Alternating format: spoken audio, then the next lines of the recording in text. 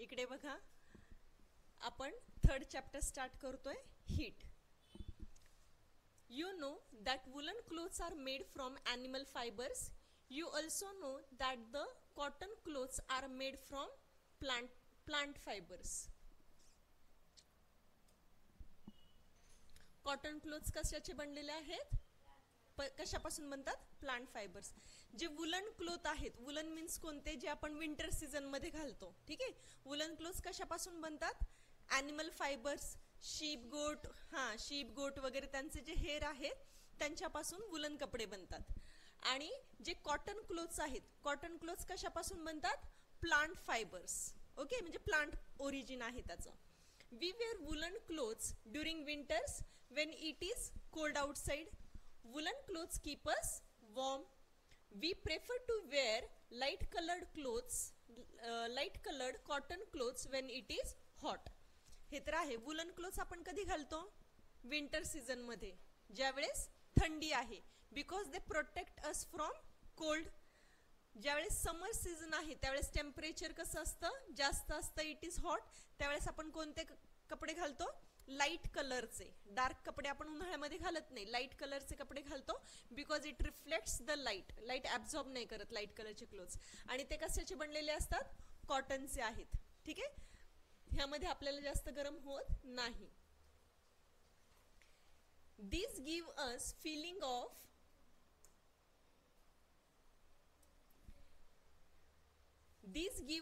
Feeling of coolness. उन्हाळ्यामध्ये आपण जे लाईट कलरचे क्लोथ्स घालतो, कॉटन क्लोथ्स घालतो, त्याच्यामुळे आपल्याला थोडासा थंडावा मिळतो, गारवा जाणवतो. You might have wondered why particular types of clothes are suitable for a particular season. मग पर्टिक्युलर टाइप्सचे क्लोथ्स का घालतो आपण? समर सीझन मध्ये वेगळे आहेत, विंटर सीझन मध्ये वेगळे आहेत, रेनी सीझन मध्ये वेगळे कपडे घालतो, हे की नाही? सीझन नुसार आपले क्लोथ्स काय होत आहेत? चेंज होत आहेत. तर का असं करतोय आपण? का चेंज होत आहेत कपडे? In winter you feel cold inside the house. If you come out in the sun you feel warm. Winter season मध्ये बाहेर जर आपण पडलो, थंड हवा असते, थंडी वाजते. सॉरी, घरातलं सांगितलं नाही. In winter you feel cold inside the house. घरामध्ये पण आपल्याला काय होतं? थंडी वाजते. विंटर सीझन मध्ये बाहेर पण थंडीच असते, but still as compare to outside घरामध्ये जास्त थंडी वाजली. आणि जर आपण बाहेर गेलो तर काय होतं? आपल्याला कम्पॅरेटिव्हली कमी थंडी वाजते, कारण बाहेर गरमी जास्त आहे. कशामुळे? सनमुळे. In summer you feel hot even inside the house. Summer season मध्ये घरात पण आपल्याला गरम वाटतं, होय की नाही? घाम येतो, गरमी होते. How do you know whether an object is hot or cold? How do we find out hot or cold an object is? In this chapter we shall try to seek answers to some of these questions. आपल्या चॅप्टरचं नावच आहे heat. त्यांनी काय सांगितलं की एखादा vessel आहे, तो थंड आहे की गरम आहे हे कसं कळणार आहे आपल्याला? फक्त पाहून कळतं का एखादी गोष्ट? नाही कळणार. हे जे टेम्परेचर आहे, त्यांनी समर आणि विंटरचं एक्झाम्पल दिले कळण्यासाठी की डिफरन्स आहे टेम्परेचर मध्ये, त्यासाठी. पण एखादं वेसल जर घेतलं तर ते सुद्धा गरम आहे, गार आहे, हे कसं कळणार आहे? जर फ्रीज मधून एखादी गोष्ट बाहेर काढली तर आपण डायरेक्टली सांगू की ती कशी आहे? थंड आहे, होय की नाही? पण एखादं वेसल जर बाहेर असंच ठेवलेलं आहे तर सांगता येईल का की ते थंड आहे की गरम आहे? नाही सांगता येणार. आता हॉट आणि कोल्ड कसं आहे ते पाहायचंय. In our day to day life we come across number of objects. Some of them are hot and cold objects. इथे दिलेले आहेत बघा. आईस्क्रीम का आहे? कोल्ड आहे. Spoon in a tea cup, चहा हॉट राहील. Fruit juice cold.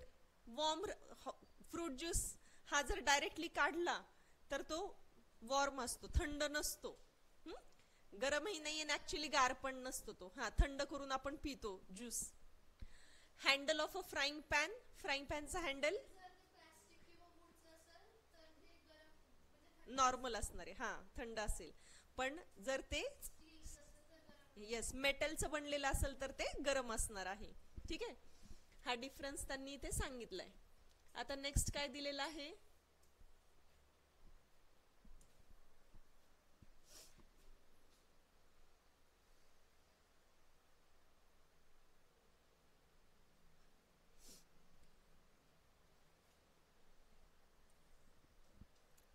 काय झालं, याला खाली यायला वेळ लागतोय.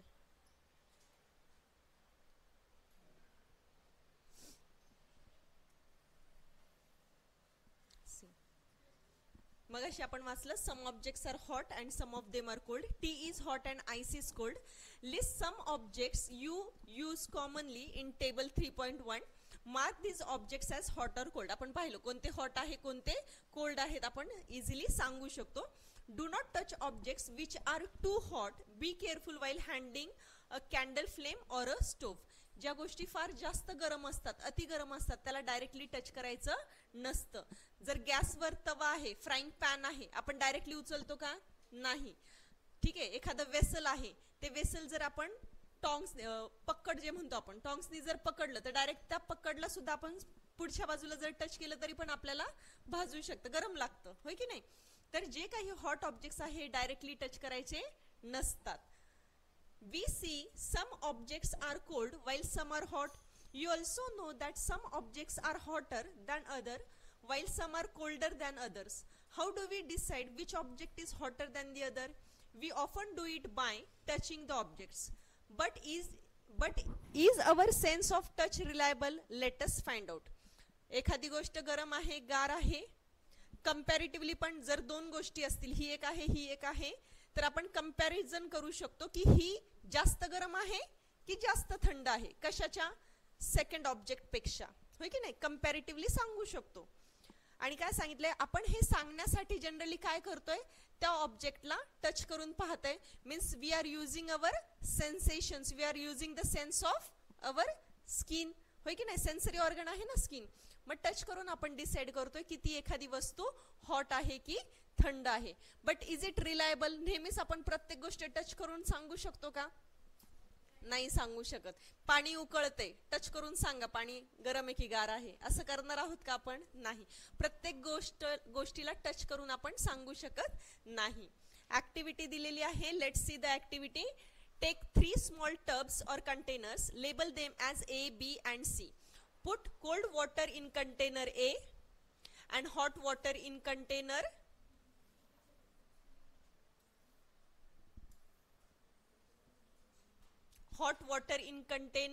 B. Mix some cold and hot water in container C. Now dip your left hand in container A and right hand in container B. आता काय सांगितले त्यांनी, कंटेनर ए मध्ये कसं पाणी घ्यायचंय? गरम पाणी घ्यायचे. 3 कंटेनर घेतले आपण, बरोबर. आता वर खाली करत नाहीये मी ही स्लाइड. आपल्याकडे काय आहेत? 3 कंटेनर आहेत, ए, बी and C.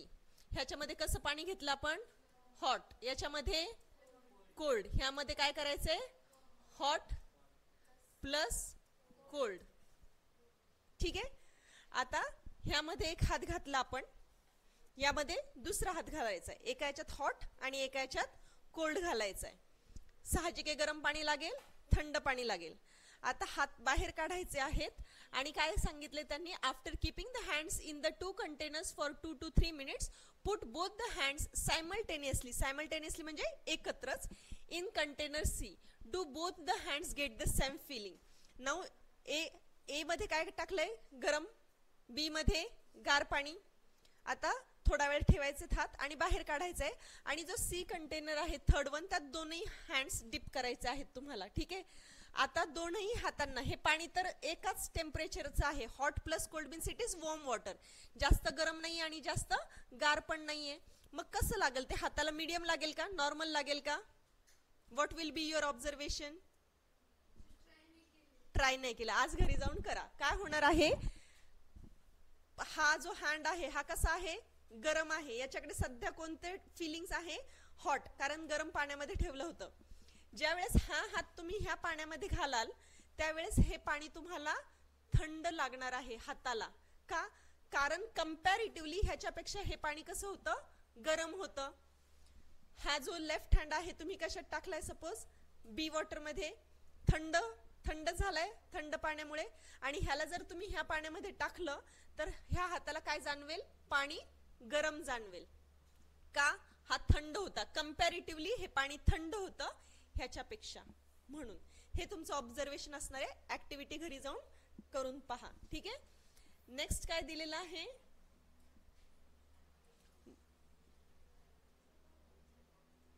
what should we conclude? Bhuja's confusion shows that we cannot always rely on our sense of touch to decide whether an object is hot or cold. Sometimes it may deceive us. बरोबर, पाणी तर एकच होतं की नाही, पण एका हाताला ते काय लागलं, थंड लागलं, आणि एका हाताला ते गरम लागलेलं आहे का? मग दरवेळेस आपण आपल्या सेन्सेशनवर डिपेंड करू शकतो का? आन्सर साठी no, it is not a reliable source, right? Then how do we find out how hot an object really is? A reliable measure of the hotness of an object is its temperature. मग काय करायचं आहे, त्याचं temperature check करायचं आहे. Temperature वरून आपण ठरवू शकतो एखादा ऑब्जेक्ट हॉट आहे की कोल्ड आहे. ठीक आहे. येस येस, 8th स्टँडर्ड वाले सम्स होमवर्क मध्ये कंप्लीट करून या तुम्ही. Okay, tomorrow will be taking science chapter. मॅथ्सचं पण सोबत ठेवा. आता काय सांगितलं ह्यांनी की त्याचं टेम्परेचर पाहून आपण करू शकतो की कोणता ऑब्जेक्ट हॉट आहे आणि कोणता कोल्ड आहे. Temperature is measured by a device called thermometer. कशाने मोजतोय? प्रत्येक गोष्ट मोजण्यासाठी काहीतरी एक इन्स्ट्रुमेंट हवंय आणि काहीतरी स्केल पण हवी आहे, म्हणजे युनिट हवंय.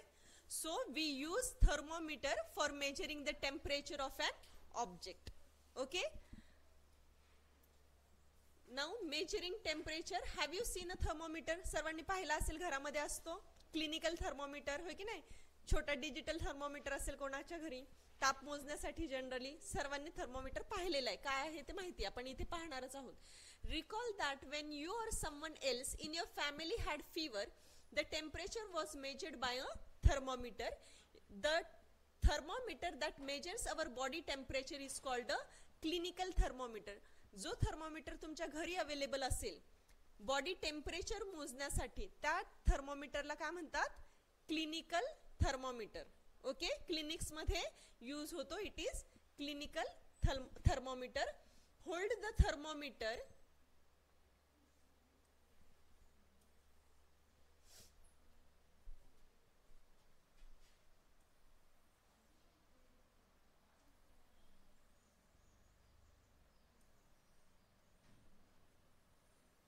See, here they have shown the diagram of clinical thermometer.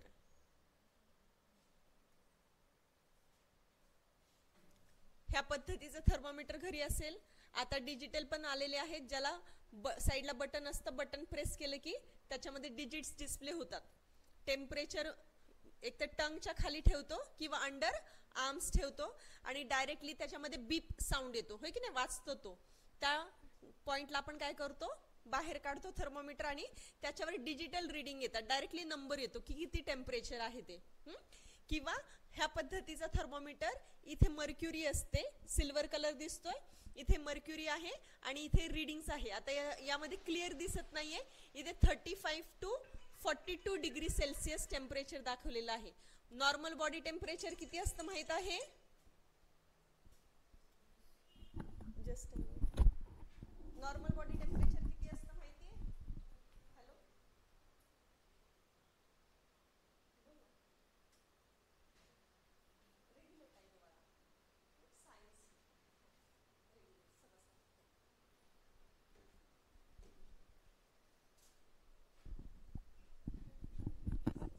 किती?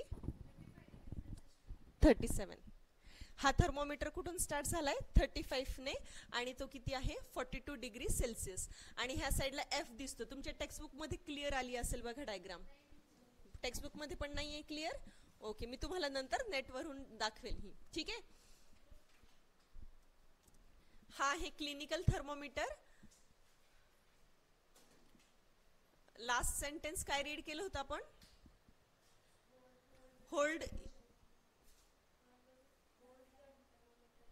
Hold the thermometer in your hand and examine it carefully. If you do not have a thermometer, request a friend to share it with you. A clinical thermometer looks like the one shown in the figure. They have just told that clinical thermometer असा दिसतो. ठीक आहे. Next point काय दिलाय? A clinical thermometer consist of a long narrow uniform glass tube uniform what means what which is same all through out. Okay, पूर्ण all over ती कशी असणार आहे, सेम असणार आहे, युनिफॉर्म असणार आहे. ग्लास ट्यूब आहे, नॅरो आहे. It has a bulb at one end. एका एंडला काय आहे, बल्ब आहे, बरोबर. This bulb contains mercury. Silver कलरची काय आहे, मर्क्युरी आहे. Outside the bulb a small shining thread of mercury can be seen. See, ह्या पद्धतीचा थर्मोमीटर आहे आणि ह्यातला टिप जे आहे हे कसं आहे, पॉइंटेड आहे इथे थोडंसं. ओके, इथे इथे मर्क्युरी आहे आणि ह्याच्या आतमध्ये सेंटरला एकदम पातळ असा एक रॉड दिसतो आपल्याला, ज्याच्यामध्ये ही मर्क्युरी राइज होते किंवा फॉल होते. सीधा बैठना बेटा, नींद आ रही है क्या. ह्या इथे ही जी कॅपिलरी आहे म्हणजे छोटासा एक पाईप आहे जसं काय, त्याच्यामध्ये ती मर्क्युरी वर वर येते किंवा खाली खाली जाते. जसं टेम्परेचर वाढलं की वर जाईल, टेम्परेचर कमी झालं की खाली येईल ही मर्क्युरी. ठीक आहे, त्यांनी काय सांगितलं, outside the bulb a small shining thread of mercury can be scene. If you do not see the mercury thread, rotate the thermometer a bit till you see it. You will also find a scale on the thermometer. Scale आहे. The scale we use is the Celsius scale indicated by degree Celsius. Celsius scale कशाने indicate होते, हे unit आहे, degree आणि C लिहितात. Okay,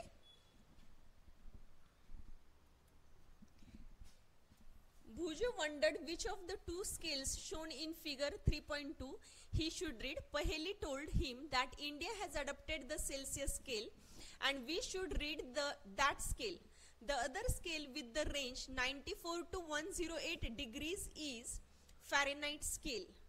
Degree F लिहिलेला आहे बघा, Fahrenheit scale. It was in use earlier. त्या थर्मोमीटरवर दोन स्केल आहेत, दोन रीडिंग्स आहेत. वर का आहे डिग्री सेल्सियस आणि खाली का आहे फॅरेनहाइट 94 to 108. पूर्वी फॅरेनहाइट स्केल यूज करत होते, बट त्यांनी इथे मेन्शन केलेलं आहे की आपल्या इंडियाने कोणती स्केल अडॉप्ट केलेली आहे, डिग्री सेल्सियसची. आपण डिग्री सेल्सियस मध्ये टेम्परेचर मोजतो. Okay, a clinical thermometer reads temperature from 35 to 42 degree Celsius. Diagram मध्ये दाखवलं मी आत्ता मोठं करून. स्केल कुठून कुठपर्यंत आहे क्लिनिकल थर्मोमीटर मध्ये, 35 to 42, 35, 36, 37, 38, 39, 40, 41, 42. बिकॉज का ही स्केल घेतली आहे, आपल्या नॉर्मल बॉडीचं टेम्परेचर 37 अराउंड असतं, 37, 38. मग टेम्परेचर त्याच्या 37 च्या किती कमी आहे किंवा किती जास्त आहे त्याच्यानुसार आपण पाहत होते. Reading a thermometer. Let us learn how to read a thermometer. First, note the temperature difference indicated between the two bigger marks. Also note down the number of divisions. Start and end. Start कशापासून होतोय 35, end कशापासून होतोय 42, आणि त्या दोघांमध्ये number of divisions किती आहेत हे सुद्धा तुम्हाला नोटीस करायचं आहे, मोजायचं आहे.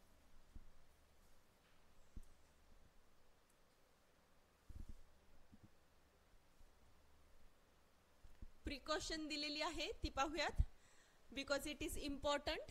Precautions to be observed while using a clinical thermometer. Thermometer should be washed before and after use, preferably with an antiseptic solution. Antiseptic solution means what?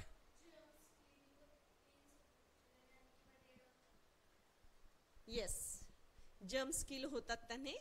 Okay, cleaning solution आहे अँटीसेप्टिक. डॉक्टर्स यूज करतात generally vaccination देण्याआधी, किंवा आपण पण कोरोनामध्ये continuously आपण काय करत होतो, सॅनिटायझर्स वगैरे यूज करत होतो ना, in order to clean the hand, to